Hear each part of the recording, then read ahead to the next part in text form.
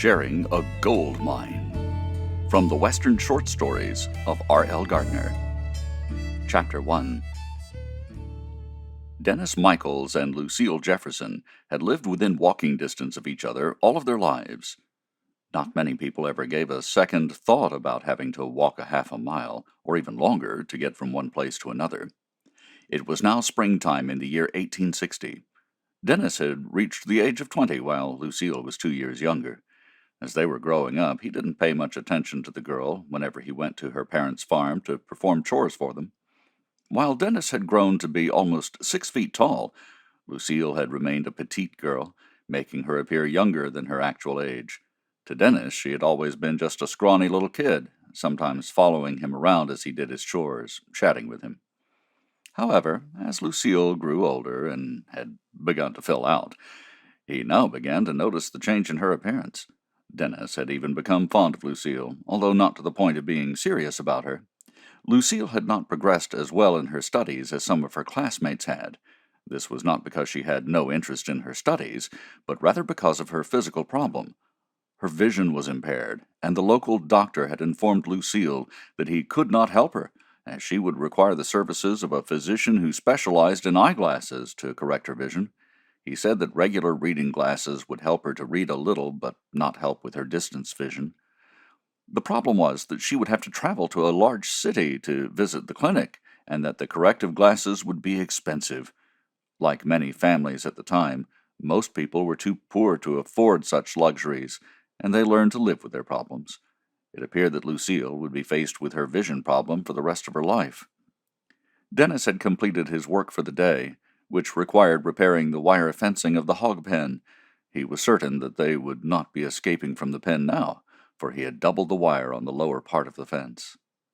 Before he left to return home, Dennis had something to tell Lucille. "I received a letter from one of my uncles yesterday. It was from my Uncle Harvey Michaels. He's a part owner of a gold mine out west." "That sounds like a hard way to make a living," she replied, as they sat beside each other on the porch swing. "But why is he telling you this now?" "Well, he's been wanting to retire and take it easy back east. He's made a little money, but he wants to quit. He said that he's going to give me his share of the mine," Dennis replied. "How would you know what's going on out there when you're living back here?" she inquired. "Well, that's what I wanted to talk to you about. I'm not going to be staying here much longer. I'm going out west to work in the mine," he replied. As the news about his leaving sunk in, tears began to brim up in Lucille's eyes. "You're leaving here? How long before I can see you again, Dennis?" "I don't know. Maybe a year. I just can't stay," he answered.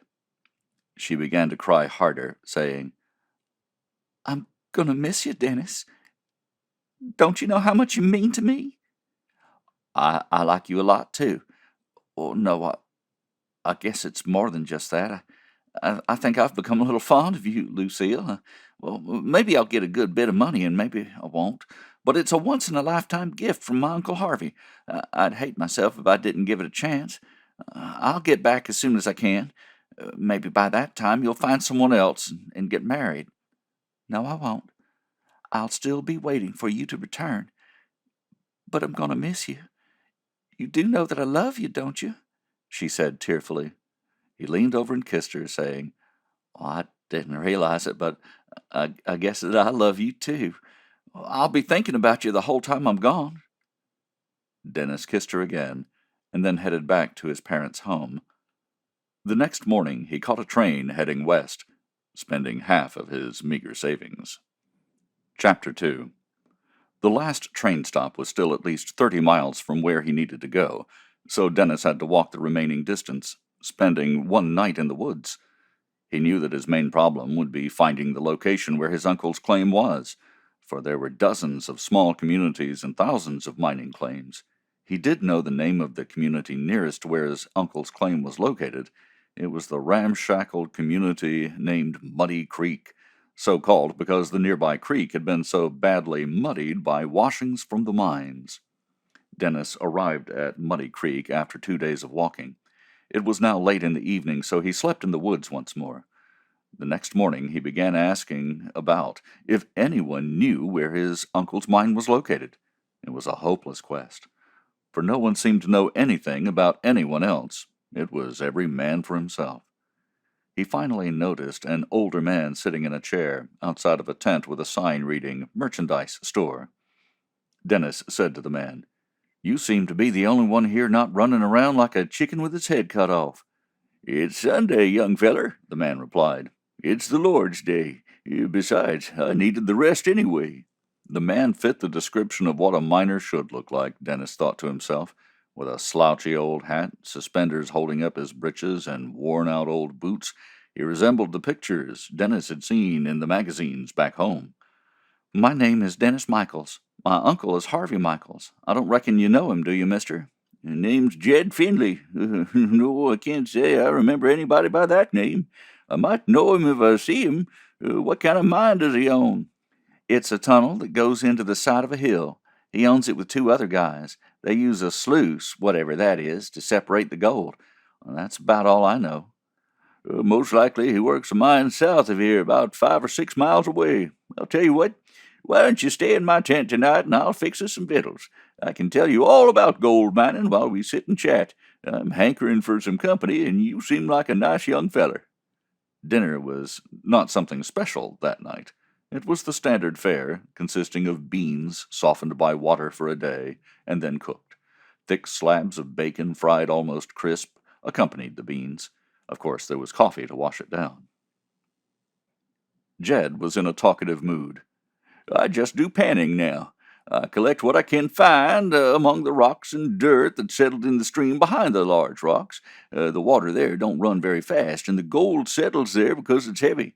You got to separate it from the other stuff, though, so you swirl it around in a pan with water. You got to let the lighter stuff run back out of the pan and be careful to keep the gold in. Most times you're lucky just to get a little smidgen of gold. Might be just a speck. Few times you just might get a good bit more. That's not often, though." "Is that the only way you tried mining for gold?" Dennis asked. "Nope. Started out by digging out ore and running it through a sluice, just like your uncle's mine. It did okay for a while. And then the gold ran out, and didn't get anything for some time. I was working for nothing. I had to eat, so I went to work for a mining company." "What's a mining company like?" Dennis asked. "It's like a small claim, like your uncle's, except everything's got a lot bigger. They got metal carts on tracks to haul out the ore. It was hard work and dangerous, too, and they didn't give a damn about the men who worked for 'em. A lot of men have died when the mine caved in on 'em. That's when I started panning for gold myself. There ain't no danger in being out in the open. I've been a heap happier by panning. You don't get rich that way, but you do make a little money. Pretty soon I'm going to have to look for another stream and try my luck there. Trouble is that you have to work further away from town and have to walk a long ways to get there and back." "Well, Jed, I appreciate the dinner and hearing about mining. I guess I'll see for myself. Maybe I'll find my uncle tomorrow." Chapter 3. After walking for about 2 hours, Dennis came upon a number of miners, all busily operating their equipment. The reason that they were working this location was that they had a source of gold, and also because they were close to water to be able to wash the ore in their sluices. Dennis stopped at each of the mines and asked the men if they knew where his uncle's claim was. Most of the men simply replied that they did not know, but a few of them were downright hostile, as if they suspected that he could be a claim jumper or a thief. Dennis was staring at his Uncle Harvey as he asked him the same question. "Boy, don't you know your own kin?" Harvey replied, laughing. His uncle's appearance had changed somewhat since Dennis had last seen him a few years ago. He now resembled the old-timer whom Dennis had shared dinner in a tent with. Dennis ran up and hugged his uncle, saying, "I just didn't recognize you, Uncle Harvey." "Well, I guess you're right about that. You stay here long enough, and you'll look the same way," Harvey replied, laughing. "Let me introduce you to my two partners. This here is Butch Evans," Harvey said, pointing to a large man with reddish-brown hair and beard. "And this here is Norm Scott," he said, putting his hand on Norm's shoulder. "Boys, this is my nephew Dennis. I'm going to be working here a few weeks longer, but then I'm turning my share over to him. By that time, I'll have taught him how to work a claim." Both Butch and Norm shook hands with Dennis and welcomed him to their camp. While neither of his uncle's two partners appeared to be cruel or dangerous men, for some reason Dennis did not fully trust them. If he had heard the two men secretly discussing him while they were away from him and his uncle, he definitely would not have trusted them for a second. "Old Harvey is a wise cuss, and it would be kind of hard to put anything over on him," Butch whispered. "But this kid is green. We can't do anything till Harvey's gone, though. Then we'll find a way to make off with all of our gold, his share, and maybe someone else's too." Except when handling water while processing ore, it seems that neither man had ever bothered to come into contact with water. The odor emanating from them was quite rank. In the days that followed, Harvey showed Dennis their operation and how to handle the ore. The three men had already dug a tunnel into the side of the hill and had actually dug side tunnels leading from the main shaft. They had done a good job of shoring up the ceiling, thus assuring their own safety. As the men had dug into the earth, they had carefully examined the dirt to see if it was worth processing further. Ore with good potential was dug out with a pick and shoveled into a wheelbarrow. The wheelbarrow was then rolled out of the mine shaft and dumped into a pile, to later be further processed. Dirt with poor potential for containing gold was simply discarded in another pile. The ore from the reserved pile was then shoved into a hopper located at the upper end of a long sluice, which gradually sloped downward. Water was diverted from a small creek located above their mine into the sluice. The sluice was built of wooden planks forming an open trough. Small wooden boards were spaced apart on the bottom of the sluice. As the water washed the ore down the sloping sluice, heavier material was retained behind the small boards, which ran sideways across the sluice, as lighter material was carried on down the sluice. The heavy material trapped behind the small boards contained some gold, and it was further processed to separate the gold specks. The tailings, which collected on the ground at the bottom of the sluice, had to be hauled away and disposed of. All of the gold that they had collected during the day was divided up 3 ways each night, and each man kept his share in his own tent. There was a code of ethics among most miners. Never tamper with another person's gold, or you could be hanged as a thief. Some mining sites were named for just such episodes of public hangings. About once a month, their gold would be assayed in town, and they were then paid in actual gold coins, silver coins, and paper money. Chapter 4. Dennis followed his uncle into one of the side tunnels, where Harvey showed him samples of the dirt along the shaft, indicating which areas would be the most productive. When they found a good area, Dennis began his first day's work in the mine. Using the pickaxe, he dug out dirt from the side of the shaft until he had accumulated a fairly large pile. He then backed the wheelbarrow up to the pile and filled it with the ore, using a shovel. He then pushed the heavy load through the tunnel and dumped the load onto the pile outside. The next day, Harvey told him, "Dennis, today I'm having you put ore into the sluice and use water to wash it down. The size of the dirt load and the amount of water we use have to be controlled to wash out the light material yet not waste any gold. Watch me first, then you can try it." It didn't take Dennis long to get the hang of it, and he spent several hours at the job. He had to take a break when they had accumulated dirt behind all of the crosspieces. Then Harvey showed Dennis how to sort through the accumulated material using another rig, which they rocked back and forth, thus having better control of the material. In the final stage, they had to hand-pick through the recovered material to sort the small particles of gold from the dirt and rocks. At the end of the day, the 3 owners, working together, split the gold into 3 equal portions. They placed their shares into their bags and secured them under their bedding. After 2 weeks, Harvey and his partners were satisfied that Dennis was doing all of the jobs correctly. Harvey then announced that he was going to leave a portion of his share with Dennis, take the remainder, and head back east. The following morning, all 4 of the men headed for the assayer's office. Chapter 5. Muddy Creek was not much of a town to admire. There were no permanent structures in the entire community. However, it was not unlike many more such communities scattered over the gold-bearing areas of the West. All of these structures consisted of tents, supported by poles and tied to stakes in the ground. Only crude signs differentiated one business from another.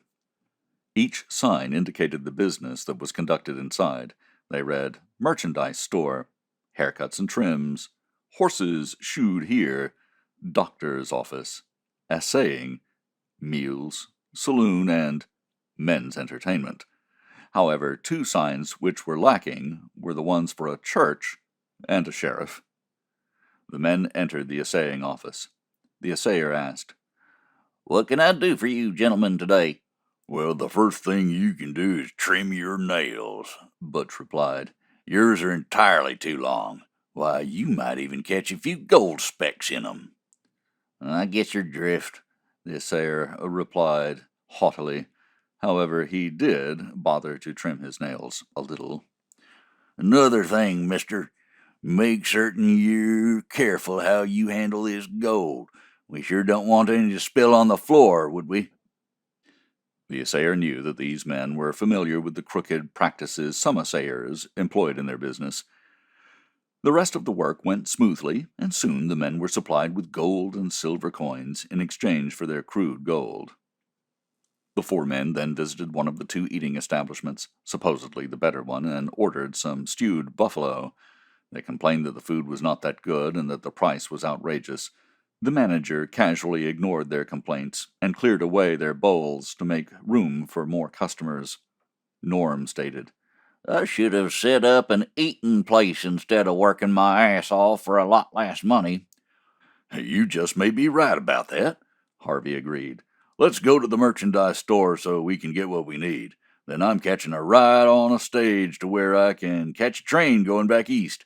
I wish the three of you the best of luck, and I hope you find a good load." Harvey knew that his wishes would probably be in vain, for most miners barely made enough to pay for their existence. Only a few of them ever really struck it rich. Chapter 6. When Harvey had remarked how he wished the men struck a good load, he didn't know that they would do just that.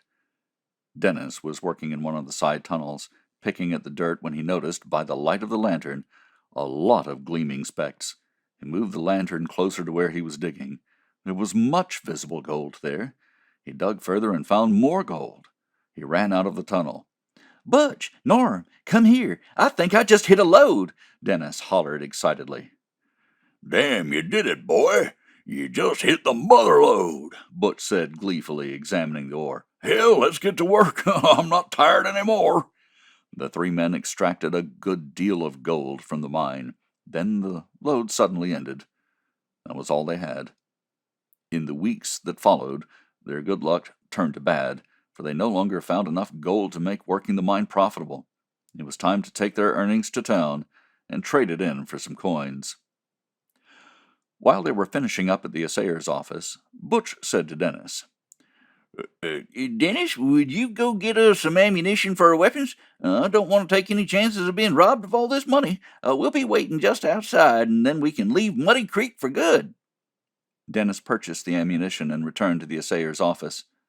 He looked around for his partners, but could not find them. He then scoured the town. They were nowhere in sight. He then returned to the campsite, but found it deserted. It was now obvious to him. Butch and Norm had made off with his share of the gold, leaving him with just the small amount of gold he kept in a pouch in his vest pocket. Dennis returned to the store, traded back in some of the ammunition he no longer needed. He then bought a few supplies for traveling. He found a horse which had been put up for sale by someone just moving into the area, along with a saddle. He then rode out of Muddy Creek, heading toward the southeast.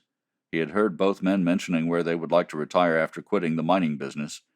He wasn't good at tracking, so he headed in the same direction that he assumed they would be heading. Chapter 7. Jason Moss was now 50 years of age. He actually looked older than his real age, mostly because of working hard all his life out on the range. However, his hard work had paid off, as he now owned over 6,000 head of cattle and over 100 horses on his immense spread. He had fought outlaws, Indians, and the harsh weather at times. He was proud of his accomplishments and the wealth that he had accumulated. However, he despised lazy people who believed that life was owed to them and who stole other people's property. In addition to despising cattle rustlers, Jason also despised sheep herders. He said to some of his ranch hands riding with him, "Damn those people bringing their sheep out here. I don't hate the other ranchers whose cattle stray sometimes. Hell, they're not actually hurting anything. But those good-for-nothing sheep eat the grass down to the roots. There's nothing left. They kill the grass, and there's nothing left for cows to eat." "I know what you mean, Mr. Moss. My pa despised 'em too," one of his hands echoed. "Your pa was a good man, Bill. I hated it when he went to meet his maker. He was right about those sheep, though." "What do you want us to do about them sheep herders if we catch 'em anywhere on this ranch, Mr. Moss?" "Run the sheep off if they get in your way, but don't go shooting your guns. I need you men to help me run this ranch, and I don't want any of you getting yourselves killed for me," Jason replied. "Only shoot in self-defense, you hear me?" "Yes, sir. Loud and clear." "I just had me an idea, boys," Jason said as he slapped his thigh to emphasize his thought. "We don't have any law in this part of the country, but there is a way we can protect ourselves and the ranch, though. You men heard about vigilantes?" "Yeah, Mr. Moss. From what I understand, those men can be pretty damn mean sometimes. Well, some of them are outlaws themselves. Without real lawmen, they're the only law out here." "Yeah," Jason Moss agreed. "Some of them are fairly mean cusses. But from what I've heard, if they work for someone, they're faithful to that person and will not turn on them. Well, I'd like for some of you men to ask about in town, maybe at the saloon this Saturday, if anyone knows of some good vigilantes. If you hear of some, find out how to reach them, and ask them to come visit me. I'll pay what they need if they do a good job for me." "Yes, sir. We'll sure do that." In the weeks that followed, Jason's hands inquired about vigilantes. They found that other ranchers and politicians had paid for the services of a vigilante group headed by an ex-outlaw by the name of Don Edwards. Jason Moss sent 2 men to find Edwards and to have him visit the Moss Ranch to work for him. A day's ride from the ranch, Don Edwards with several of the citizens of the town of Eagle Pass were engaged in a friendly, low-stakes game of poker for fun. Don kept his serious games reserved for men he wanted to cheat out of their money. He couldn't afford to do that for his fellow players now, for they had paid for his services on occasions. He certainly did not want to lose any of their further business. Don even lost a little from his pot, just to keep the game friendly. As they were engaging in idle chatter, Moss's 2 ranch hands entered the saloon. They asked if they could speak with Don, at his own convenience, of course. They did not want to break up the card game and anger Don Edwards. Don told them to wait at another table and bought both of them beers. He played another 2 hands, and then left the card game to join them. "We would have waited longer, Mr. Edwards," one of the ranch hands said. "We were sent here by our boss. Mr. Jason Moss owns a very large ranch, about a day's ride from here. He wants to talk to you about hiring you to do some jobs for him." "What kind of jobs are you talking about? There's some things I do and some things I don't do," Don inquired. "He'd like to put a stop to people rustling his cattle. There's also some sheep ranchers ruining all the range by eating all the grass to the roots." "Sheep ranchers? God, I hate those bastards. Yep, me and my men can handle both of those jobs. I just want to make one thing clear before we leave. I always show respect to anyone paying my fees, but I'll be the judge and jury if we catch anyone on your boss's land." "Well, I'm sure he'll agree to that. When can you leave?" "I can have my men ready to leave at daylight. Meet me here, then," Don replied. Chapter 8. Don Edwards was good on his word. Moss's ranch hands met Don and his 3 men at the front of the saloon early the following morning. Don said that he'd treat everyone for breakfast at the local eatery before riding out. The men all had the only breakfast being prepared that morning: ham, fried eggs, and biscuits. Well, no one complained, and they all rode out of town, heading toward the Moss Ranch. The day's ride went by uneventfully, and by late afternoon they rode on to the Moss Ranch. Jason Moss came out of the front door of his large house when he heard the men ride up. Don Edwards alit from his horse so as not to be looking down on Jason. "Hi there, Mr. Moss. I'm Don Edwards. I understand that you might have need of my vigilante services." "That's right, I do, since there's no law out this way. Did my men fill you in on what I needed you for?" Jason replied. "They did. I've handled rustlers and sheep herders before. I have to tell you one thing right now. When I catch cattle rustlers or horse thieves, I hang 'em, then and there. Do you have any problems with that?" "Not a bit. I've worked my ass off for almost 30 years, and I'll be damned if I'm going to let someone steal what I've worked for. Are you going to hang sheep herders too?" "Oh, no, sir. I don't see any reason to kill someone trying to work to make a living. I'll run their sheep off and rough up the herders if they get in my way. I'll try not to kill any of 'em, though." "That's just what I wanted to hear. Have your men go with my 2 men. We've got a place where you folk can stay while you're working here," Jason said. "Then you and I can work things out." Don gave orders to his men, then followed Jason into the house. His men were shown their bunks and taken to the cookhouse for their meals. Don was the guest in the main house for dinner that night. The next day, Don Edwards and his men were accompanied by one of Jason's ranch hands, who showed them the extent of the Moss Ranch. From that day on, day and night, they patrolled the ranch, looking for anything that seemed suspicious. Late one afternoon, Don and 2 of his men came across 2 Indian men who were trying to ride off with several cattle bearing the Boss brand. The 2 Indians were not armed and quickly gave up, rather than trying to run off and be shot. They had erroneously assumed that they would have to pay fines and be jailed for the theft. They were wrong. It took less than 15 minutes for Don and his men to tie the hands of the thieves behind their backs, had nooses placed around their necks, and had pulled them off of the ground to dangle and choke to death. When Don's 2 men started to ride off, Don yelled, "Where in the hell do you 2 think you're going?" "We're finished here, aren't we?" one of them asked. "Hell no," Don responded. "Cut them 2 thieves down, and get those ropes back. I'm not going to lose good rope. You men know better than that, don't you?" "Yes, sir. Won't happen again." 2 days later, 3 of the vigilantes were patrolling the periphery of the Moss Ranch when they came upon a herd of sheep grazing not too far from the border of the ranch.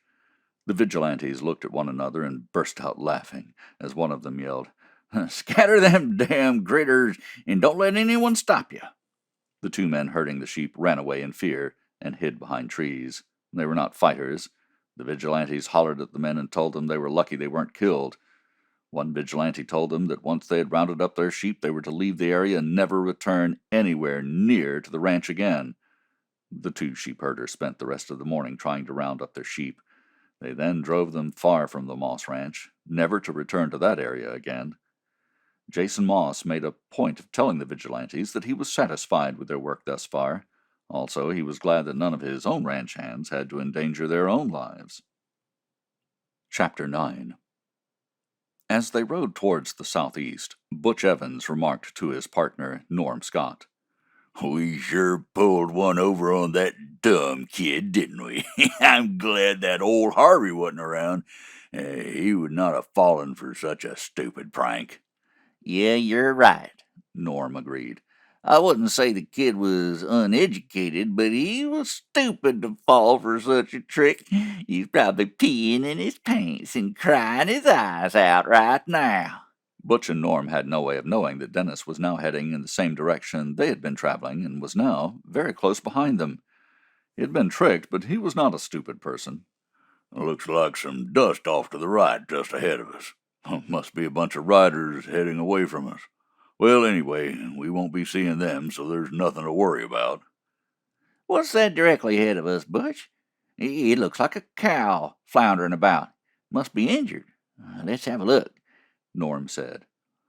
"Looks like a heifer with a broken leg," Norm told Butch. "We'd better wait a few minutes to make sure nobody's around before we ride on in." "I don't guess anybody even knows about the heifer," Butch said. "If it don't belong to anyone, I reckon we could claim it and have ourselves some fresh beef." Norm agreed with Butch.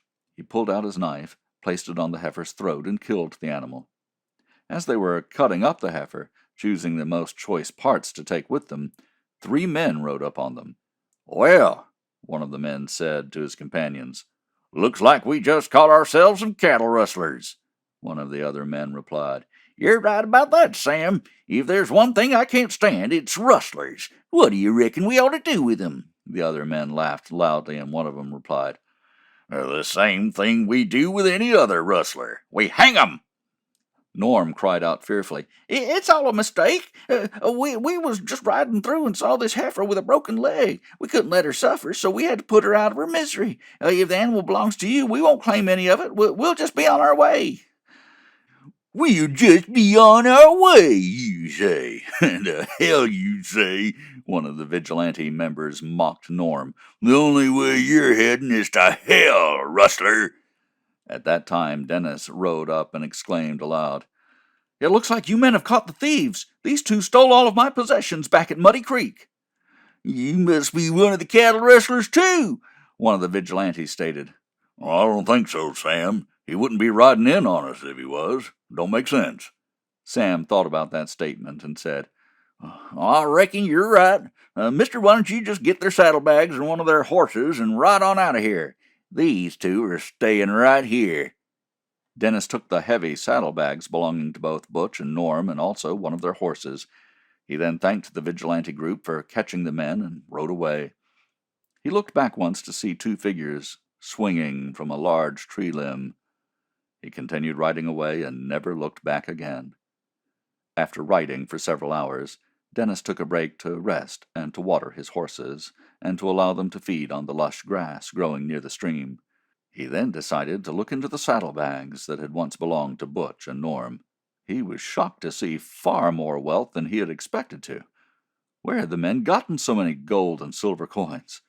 What Dennis did not know was that the two men had also stolen the money from other miners, as well as from him. Dennis did not bother to count all of the money, but he roughly guessed that he was carrying a fortune with him. Dennis carefully rewrapped the money into clothing from his saddlebag, and then placed it into the bag. He then threw away the other men's clothing and other useless items. His plan now was to ride to a town where he could catch a train back to his home. At the nearest large town, Dennis deposited the money into an account and asked the banker to have it transferred back to his own hometown. He kept enough on his person to pay for his train ticket and other essentials. As he rode on the train, heading back east, he thought about Lucille and how badly he had missed her. He now had the money to afford to buy her the glasses she needed badly. Also, he could now afford to buy a homestead, where he and Lucille could spend the rest of their lives together. He thought about how his venture into gold mining had really paid off. God had been good to him.